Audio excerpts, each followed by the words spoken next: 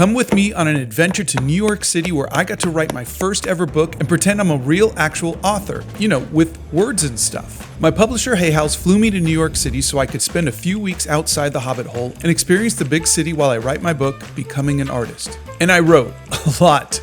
The 50 hotel where we stayed had a whole living room and a kitchen and a beautiful balcony with great views. But in addition to the writing, my publisher wanted me to go out into the streets, those noisy streets, and sketch. It was really noisy in New York City, and some days I wore headphones and others earplugs to try to drown some of it out. As a person with autism who struggles with sensory overstimulation, I was starting to wonder if maybe New York City might not have been the best place to visit. But then we made it to Washington Square Park. I found my first subject to paint in New York City. What fun. The secondary purpose of coming to New York was filling up my sketchbook with new art. My plan was, when I wasn't writing, I was going to get out into the streets and paint as many places and people and things during my stay here in New York City. I want the book to be filled with my art as well as my words, to be a visual diary of my stay in this big, noisy, and smelly too. New York is kind of smelly, sorry.